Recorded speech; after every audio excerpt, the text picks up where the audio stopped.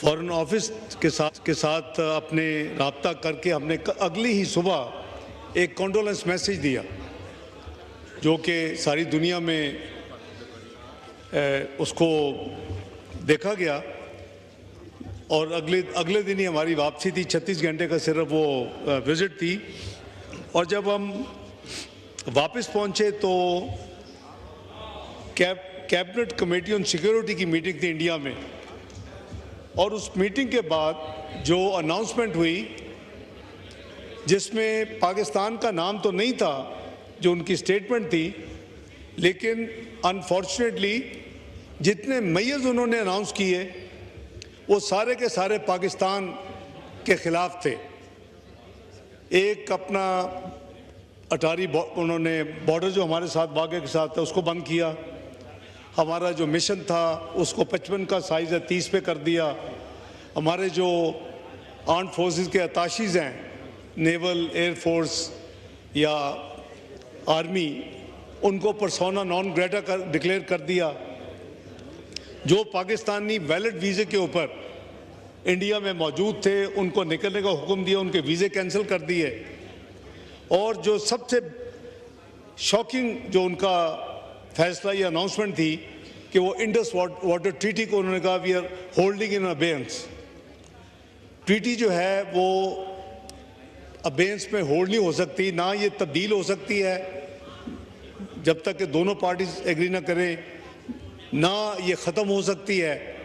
अगर इसमें कोई इंटरप्रिटेशन का मसला है तो उसके 3 टियर मौजूद हैं। तो ये एक यानी 6 दहाई पहले 60 साल से ज़्यादा ये पुरानी इंडस वाटर जो ट्रीटी है उसको उन्होंने इन अबेयंस करने की अनाउंसमेंट की। तो 24 की सुबह ही अगले दिन पाकिस्तान की जो नेशनल सिक्योरिटी कमेटी है उसकी मीटिंग हुई। उसकी मीटिंग के साथ हमने ये फैसला किया कि टिट फॉर टैट जो उन्होंने किया हम उनके साथ वही करेंगे। और उसके बाद प्रेस कॉन्फ्रेंस का फैसला हुआ। मैं था, जनाब वज़ीर दिफा थे, वज़ीर इत्तलाआत थे, और उस प्रेस पे हमने ये क्लियर कर दिया इस वक्त ये अदले का बदला हम कर रहे हैं, लेकिन अगर कोई एस्केलेटरी मूव की इंडिया ने तो फिर ईंट का जवाब पत्थर से दिया जाएगा। ये उस वक्त की अनाउंसमेंट थी, ये फैसला था। और उन्होंने पुलवामा की तरह, अगर आप थोड़ा सा रिफ्लेक्ट करेंगे, इसके पीछे मेलाफाइडी डिज़ाइन है जो कुछ हुआ है। हमारे तो हाथ साफ थे। प्राइम मिनिस्टर ने 72 घंटे के अंदर काकूल अकेडमी में सारी दुनिया ने सुना कि जी ऑफ़र कर दिया कि जी इंडिपेंडेंट, इंटरनेशनल, ट्रांसपेरेंट इन्वेस्टिगेशन के लिए हम तैयार हैं। तो अगर हमारा को खुदा न खास्ता कोई हिस्सा होता या कोई दूर से भी कोई उससे लिंक होता तो पाकिस्तान की तरफ से ये ऑफ़र नहीं की जा सकती थी। उसको काफ़ी ममालिक ने सराहा। हमने कोई करीबन 26 ममालिक के या वज़ीर आज़म या उनके डिप्टी वज़ीर आज़म या जो फॉरेन मिनिस्टर्स हैं, वज़ारा ख़ारजा, उनको तमाम को ये सारी तफसील उनको शेयर की। और फॉरेन ऑफिस में करीबन 40 से ज़ायद जो पाकिस्तान में सफ़ीर या हाई कमिश्नर या चार्ज दी अफेयर्स हैं उनको बुला के ब्रीफिंग दी। उसके नतीजे में ये जितने टेलीफोन कॉल्स पे डिप्लोमेटिक मूवमेंट्स हुई, एक ही उनकी बात होती थी कि पाकिस्तान और इंडिया डी एस्केलेट करे, कोई एस्केलेटरी मूव ना करे। तो चूँकि हमारा एक फ़ैसला था कि हम पहल नहीं करेंगे, तो हमने ये तमाम ममालिक को हम यही बताते थे कि हम बिल्कुल अपना पेशेंस डेमोन्स्ट्रेट कर रहे हैं। नंबर 2, हम फुल रेस्ट्रेंट एक्सरसाइज करेंगे। और 3, हम पहल नहीं करेंगे। जो उन्होंने किया उसका हमने हिसाब चुका दिया। अगर उन्होंने कोई मूव किया तो उसका जवाब फिर ईंट का जवाब पत्थर से होगा। ये हमने सबको, और अल्हम्दुलिल्लाह हमने अपनी उस चीज़ को ऑनर किया। मीनवाइल OIC की सेक्रेटरी जनरल उन्होंने उसके खिलाफ स्टेटमेंट दी। जो कुछ हुआ, इंडिया ने जो कुछ किया, जो फैसले किए, यूएन सिक्योरिटी काउंसिल का क्लोज डोर सेशन उसे कहते हैं, क्योंकि अगर हम ओपन सेशन करते फिर इंडिया भी आ सकता था। हम चूंकि मेंबर हैं तो ये फैसला हुआ, हमने वो क्लोज डोर सेशन, 5 परमानेंट ममालिक हैं, 10 इलेक्टेड मेंबर्स हैं, पाकिस्तान भी अल्हम्दुलिल्लाह वहाँ 2 साल के लिए चुना हुआ है मेंबर नॉन परमानेंट। तो उस पर तमाम तफसील जो है ब्रीफिंग दी गई। हमारे वहाँ के जो परमानेंट रिप्रेजेंटेटिव या जिसको आप अपना सफ़ीर कह लें यूएन में, आज़म इफ्तिखार साहब ने फिर उस क्लोज डोर सेशन के बाद मीडिया से तमाम चीज़ें शेयर की। तो ये तमाम प्रोसेस जो था वो जारी था। ये कल जो रात करीबन 1 बजे के करीब ये इत्तला आई कि जी उन्होंने कोई एक्सपेक्टेड है को मूव, तो हमने देखा कि ये जो तमाम एक प्लानिंग हो रही थी वो पुलवामा की तरह इंडस वाटर ट्रीटी के लिए, ये एनालिस्ट कह रहे हैं, हमारे पास चूंकि अभी एविडेंस नहीं है, वक्त बताएगा। पुलवामा में आज तक पाकिस्तान के कोई अमल दखल साबित नहीं हो सका। तो ये जो इंडस वाटर ट्रीटी है, ये हाउस की इत्तला के लिए ऑनरेबल MNA साहिबा ने भी जिक्र किया, सरताज गुल साहिबा ने। तो ये करीबन 1 साल से ज़्यादा अरसा हो चुका है, ये इंडिया पाकिस्तान के साथ कम्युनिकेशन कॉरस्पॉन्डेंस कर रहा है कि जी अब बहुत मुद्दत हो चुकी है, हालात बदल चुके हैं, इसके ऊपर बात होनी चाहिए। इस पे ऊपर बात नहीं हो सकती। कोई मुल्क दुनिया में एक ड्रॉप ऑफ जो पानी का कतरा है उसको गिव अप नहीं कर सकते। तो जो उस वक्त 24 की जो नेशनल सिक्योरिटी कमेटी की मीटिंग में ये वाजे कर दिया, जब वो 5 एक्शन के खिलाफ 5 एक्शन किए कि अगर आपने हमारा पानी रोका या डाइवर्ट किया तो इसको हम एक्ट ऑफ वॉर तस्वर करें। और मैं समझता हूं कि ये वर्ल्ड बैंक ब्रोकर था, आप मोहतरमा की इत्तला के लिए, उन्होंने गारंटी नहीं किया हुआ, गौर साहब बैठे हुए हैं, वो गारंटर नहीं है, वरना हम उनको इन्वोक कर चुके हो। लेकिन उन्होंने ब्रोकर ये डील उन्होंने की थी, बिल्कुल सही फरमाया उन्होंने, और ये वर्ल्ड बैंक ने जो डील की थी। तो इस हवाले से हमारी जो लीगल उनके साथ एक ख़त उनका 8 अप्रैल को आया था, उसका जवाब 8 मई को जाना था, वो जा चुका है। ये राउंड ऑफ कॉरस्पॉन्डेंस हो रही है। और इस दफ़ा उन्होंने कोशिश की पुलवामा की तरह कि जैसे पहले मिनट में एक हाइप क्रिएट करने की कोशिश की मीडिया में, और आज तक चल रही है, साथ ही 10 मिनट में FIR दर्ज हो गई, इनको इल्हाम हो गया, सारी इन्वेस्टिगेशन मुकम्मल हो गई, FIR दर्ज हो गई, पाकिस्तान का नाम लिखा गया। और कहते हैं वो जो डिस्टेंस है वो करीबन कम से कम 45 मिनट का है, अगर आप अच्छी यानी तेज़ तरीन सवारी पे भी जाएं। कैसे हुआ? Looks like pre planned. उसके बाद कुछ ममालिक ने जिनसे राब्ते हो रहे थे, उन्होंने कहा कि पाकिस्तान मदद करे। ज़ाहिर है उनको हर चीज़ का नहीं पता कि जो इंडिया कहता है कि परपेट्रेटर जो हैं उनको एक्सेस या उनको पकड़ने के लिए 230 किलोमीटर का फासला है जो वाक़या हुआ है जहाँ पहलगाम, और जो लाइन ऑफ कंट्रोल है, यानी वो कैसे वहाँ 7 लाख फ़ौज उन्होंने डिप्लॉय की हुई है, और ये कैसे मुमकिन है कि वो बिल्कुल आंखें बंद करके लेटे हुए थे। ये एक प्लान किस्म की कोरियोग्राफ्ड एक किस्म की एक्सरसाइज लग रही है, वक्त बताएगा। लेकिन कल जब मैंने जैसे अर्ज़ किया कि कल जब ये इंफॉर्मेशन आई कि जी ये एक इनका को प्लान है, को अराउंड 10 o'clock हमारी इंटेलिजेंस एजेंसी की इत्तला थी कि आज शायद कुछ हो। जैसे प्राइम मिनिस्टर साहब ने कहा कि चंद दिन पहले भी शायद 2930 की दरमियानी रात थी, इनके 4 जो फाइटर थे वो उन्होंने एक अटैम्प्ट की, और हमारी बहादुर एयरफोर्स के जवानों ने उनको मजबूर कर दिया, उनको जैम कर दिया, और वो वापस जल्दी से श्रीनगर लैंड कर गए।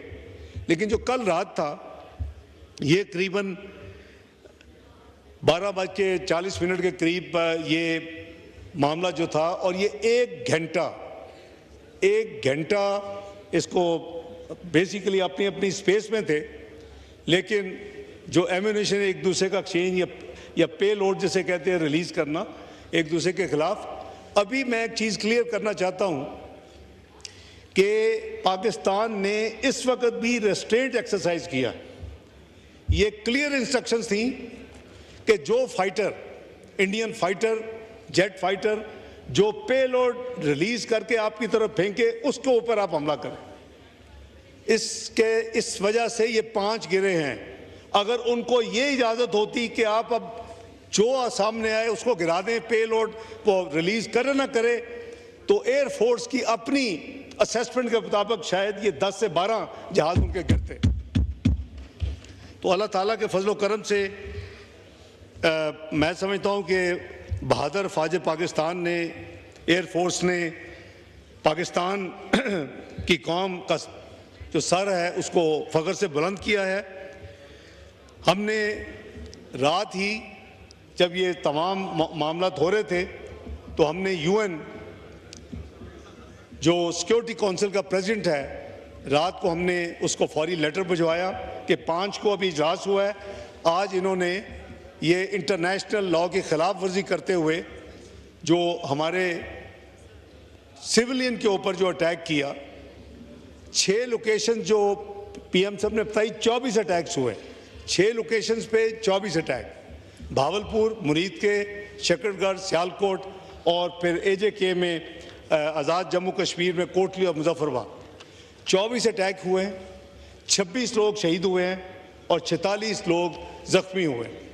ये इसके अलावा आपके जो नीलम झेलम हमारा जो हाइड्रो पावर, उसके ऊपर इन्होंने डैमेज किया है। यानी जितने पावर पानी के दुनिया में मंसूबे हैं उसके ऊपर सीरियस किस्म के इंटरनेशनल लॉज मौजूद हैं कि आप उसके ऊपर इवन हालत जंग में भी आप उसके ऊपर हमला नहीं कर सकते।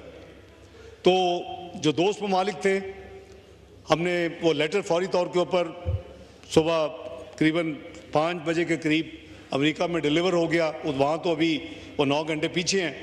उसके बाद उसी लेटर की कॉपी UN सेक्रेटरी जनरल को भी भेज दी गई और साथ साथ उसके साथ UN जनरल असेंबली के प्रेसिडेंट को भी भेज दी गई। तो उनको अलर्ट कर दिया गया कि ये इन्होंने किया है। उस वक्त तक ऑलरेडी हमारे दोस्त ममालिक जो हैं वो राब्ते में थे। मुझे एक मुल्क के फॉरेन मिनिस्टर का करीबन रात 2 बजे फ़ोन आया तुर्की का, brother we are very concern, anything please let us know. और इसी तरह चीन के राब्ते थे। सुबह 4 बजे चीनी पूरी टीम अपने सफ़ीर के साथ फॉरेन ऑफिस में मौजूद थी और हमने उनके ज़रिए जो कुछ उस वक़्त जो कुछ हुआ था वो तमाम तफसील उनको कम्युनिकेट की, दोस्त मुल्क होने के नाते, और उन्होंने बड़ी खुशी का इजहार किया। बाय द वे जो हमारे ये भी इंटरेस्टिंग चीज़ है कि जो हमारे जो जेट फाइटर थे जिन्होंने इंडियन राफेल गिराए हैं, वो फ्रेंच 3 राफेल है, एक मिराज है, एक SU-30 है। हमारे जो थे वो J-10C थे। ये तमाम चाइना के साथ कोलैबोरेशन वाले ये जेट फाइटर्स हैं। तो हमने उनको लाइटर वे में बताया कि आपके चाइना के जो बने हुए, लेकिन ये मशीन नहीं है। वो एक सोशल मीडिया में चल रहा है कि फ्रेंच ये कह रहे हैं जी हमारी मशीन तो बड़ी ज़बरदस्त है राफेल की, ये तो उनके पायलट बिल्कुल नकम्मे थे कि वो जो सही तरह लड़ नहीं सके। लेकिन इधर जो गाड़ी थी वो J-10C थी और बहादुर पायलटों ने वहाँ तो सुने कि उनके जो स्क्वाड्रन्स हैं वो मुकम्मल नहीं है। हमने देखा कि 2 आर्मी के सीनियर जर्नैल को फारग हुए इस पिछले चंद दिनों में। एक नंबर 2 जो थे एयरफोर्स के वो फारग हुए। तो उनके आपस में यानी एक पेज पे नहीं थे कि उन्होंने क्या करना है। तो ये एक पॉलिटिकल प्लॉय है और इसको हमारे नज़दीक इन्होंने कोशिश की है कि इंडस वाटर ट्रीटी को इसके ज़रिए ये हमला करें।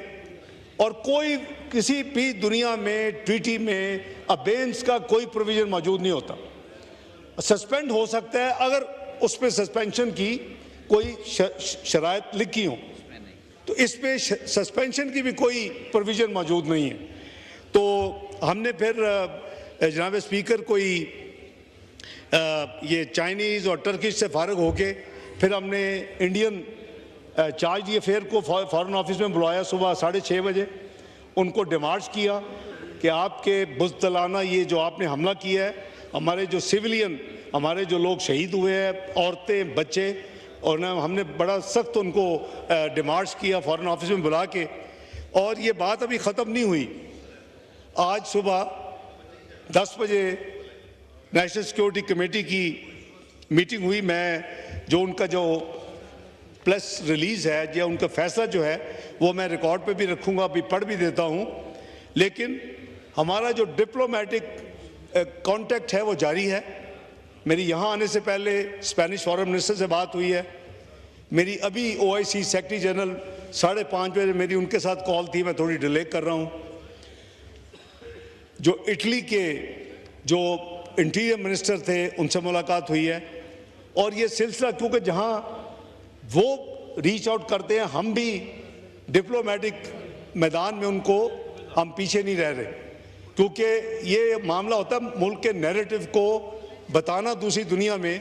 ये मैं नहीं कह रहा, ये मीडिया कह रहा है कि पुलवामा में तो शायद इंडिया का नैरेटिव बिक गया था और वो दुनिया को कन्विंस कर लिया था उसने, और उसने फिर आड़ में आर्टिकल 370 5 अगस्त 2019 को ख़त्म किया और फिर आज़ाद कश्मीर जो हमारा है उसके मुकाबले में जो उनका इंडियन इलीगली जो ऑक्युपाइड है मकबूजा कश्मीर, उसको हड़प कर लिया और उसको डिक्लेयर कर दिया ये इंडियन यूनियन टेरिटरी का हिस्सा है। तो जनाब स्पीकर, इस दफ़ा ये आप I am sure everybody is very well informed, इस दफ़ा उनका नैरेटिव पिट चुका है कि कोई उनके नैरेटिव को मानने के लिए तैयार नहीं है।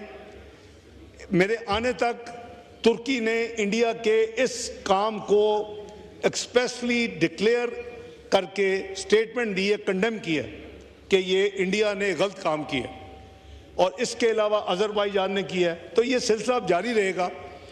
6-6:30 बजे हम तमाम डिप्लोमेटिक जो कम्युनिटी इसमें मौजूद है इस्लामाबाद में, उनके सफ़रा हों या उनके हाई कमिश्नर्स हों या जो ममालिक के चार्ज दिए फिर जो भी अवेलेबल, उन सबको बुला के दोबारा ब्रीफिंग दे रहे हैं, क्योंकि ये हमारा एक कलेक्टिव काम है। मैं समझता हूँ कि मैं सेनेट में जो यूनिटी दिखाई गई और उसमें तमाम जमातें PTI समेत मौजूद थी।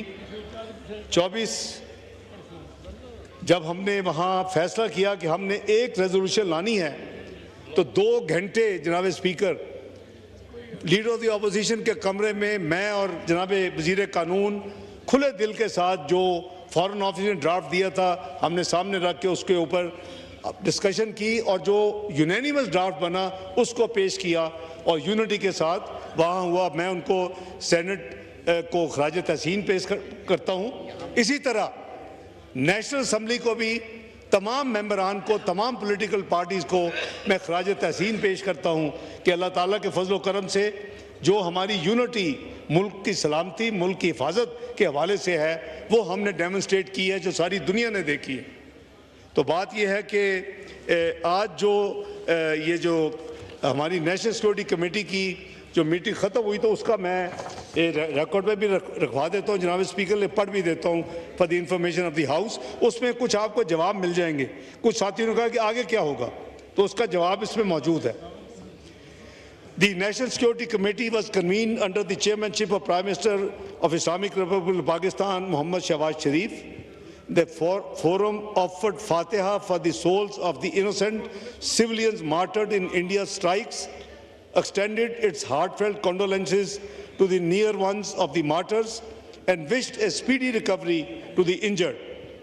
The National Security Committee deliberated upon the grave developments arising out of India's unprovoked, cowardly and unlawful act of war. On the night of 6/7 May 2025, the Indian Armed Forces launched coordinated missile, air and drone strikes on multiple locations within Pakistan's sovereign territory, including Sialkot, Shakadgarh, Muridke and Bahawalpur in Punjab, Kotli and Muzaffarabad in Azad, Jammu and Kashmir. These unprovoked and unjustified attacks deliberately targeted the civilian areas on the false pretext of presence of imaginary terrorist camps, resulting in the martyrdom of innocent men, women and children, and causing damage to the civilian infrastructure, including mosques. India's act of aggression also caused grave danger to commercial airlines belonging to brotherly Gulf countries, endangering the lives of thousands of on-board passengers. Besides, the Neelam Jhelum hydropower project was also deliberately targeted in violation of international conventions. The National Security Committee condemned these illegal acts as blatant violations of Pakistan's sovereignty and territorial integrity, which manifestly constituted acts of war under international law. The deliberate targeting of civilians, including innocent women and children, by the Indian military constitutes a heinous and shameful crime that is in violation of all norms of human behavior and provision of international law. Pakistan has been emphatically rejecting Indian allegations claiming the presence of terrorist camps on its territory. It would also be recalled that immediately after 22nd of April 2025, Pakistan made a sincere offer for a credible, transparent and neutral investigation, which unfortunately has not been accepted. The international media personnel had already visited these imaginary terrorist camps on 6th of May 2025, and more visits are planned for today, 7th of May 2025. However, apprehensive of its falsehood being exposed and without a shred of evidence about his claims, the Indian leadership, bereft of any morality, has now gone to the extent of attacking innocent civilians in order to satiate its delusional thoughts and short-sighted political objectives. Attacking its innocent people is neither tolerable nor acceptable to Pakistan. India, against all sanity and rationality, has once again ignited an inferno in the region. The responsibility for causing consequences shall lie squarely with India. The armed forces of Pakistan, in line with the exercise of the right of self-defense and response framework outlined in National Security Committee statement dated 22nd of April 2025, resolutely defended the territorial integrity of Pakistan, including Azad Jammu and Kashmir, against the Indian aggression, while also bringing down 5 Indian fighter aircrafts and unmanned aerial vehicles in the process. In consonance with Article 51 of the UN Charter, Pakistan reserves the right, Pakistan reserves the right to respond in self-defense at a time, place and manner of its choosing, to avenge the loss of innocent Pakistani lives and blatant violation of its sovereignty. Inshallah, the armed forces of Pakistan have duly been authorized to undertake corresponding actions in this regard. Deeply anguished by Indians' naked aggression, the entire Pakistani nation greatly appreciates and admires the bravery and courage of the armed forces and their timely action in the defense of their motherland. The nation stands galvanized and resolute in the face of any further aggression. The NSE calls upon the international community to recognize the gravity of Indians' unprovoked illegal actions and to hold it accountable for its blatant violations of international norms and laws. Pakistan remains committed to peace with dignity and honor and reiterates that it shall never allow any violation of its sovereignty, territorial integrity, or permit any harm to its proud people. This is the resolution, the press statement, decisions of this morning, and I'll place it on the record of the National Assembly. I thank you, Mr. Speaker. I think any questions or in any speeches of my colleagues today, tomorrow, maybe how long, maybe 2 days, whatever, I will also then come back and answer those queries so that our honourable colleagues, if they have anything in mind that must be answered, and this is our duty, I'll do that, inshallah. Thank you.